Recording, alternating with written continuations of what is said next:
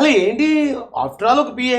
మొన్న ఏదో సినిమా చూసాం మనం, F3 F2 గాని, అందులో ఎమ్మెల్యే గారికి పెద్ద ప్రాధాన్యత ఉండదు, ఎమ్మెల్యే గారి పిఏ అని వెంకటేష్ గారికి చాలా ప్రాధాన్యత ఉంటుంది. అలాగే ఇక్కడ ఈయనకన్నా కూడా ఈవిడికన్నా అంత ప్రాధాన్యత కలిగిన పిఏ గారు ఏ పిఏ గారు అని అనుకున్నానండి. కానీ నాకు పాత సినిమాలో సీన్ గుర్తొచ్చిందండి. పాత సినిమాలో రాక్షసు అంటే మాంత్రికుడు ఉంటాడు, హీరో ఎన్టీఆర్ గారు ఉంటారు, పాత ఎన్టీఆర్ గారు. ఆయన కత్తి తీసుకుని కసామని నరికెత్తాడు. నరికెత్తే మాంత్రికుడు పేక కింద పడిపోయిన పేక ఆహా చచ్చిపోలే అనుకుని హీరో రిలాక్స్ అవుతుంటే మళ్ళీ కింద పడిపోయిన మెడలు వచ్చి వాళ్ళ పైకి అతుక్కుపోయి నవ్వుతాడు. కత్తి తీసుకుని పొడిచడానికి వెళ్తుంటే నవ్వుతుంటాడు మాంత్రికుడు. అప్పుడు ఎవరో వచ్చి ఏదో చెవులో చెప్తారు హీరో గారికి, ఈడి మాంత్రికుడు ప్రాణం పలానా పెట్లో ఉందని చెప్తారు. అప్పుడు హీరో పెట్ట దగ్గరికి వెళ్తా ఉంటాడు. అప్పుడు భయపడుతుంటాడు. ఈయన చంపనకు వచ్చినప్పుడు భయపడ్డు, ఈడు పేక నరికినప్పుడు భయపడ్డు, కానీ ఆ పక్షి దగ్గరికి వెళ్తున్నప్పుడు మాత్రం గజగజ వణికిపోతుంటాడండి. సేమ్ నాకు విడుదల రజనీ గారిని చూస్తే అదే అనిపించింది.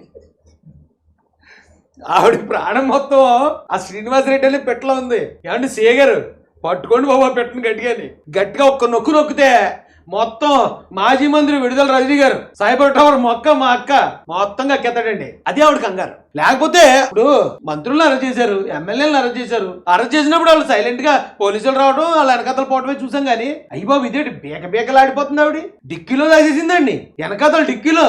ఏదో సినిమాలో బ్రహ్మానందం గారు అంటారండి, నా డిక్కీ సేఫే కదా, నా డిక్కీ. నాకు అంత కామెడీ అనిపించిందండి.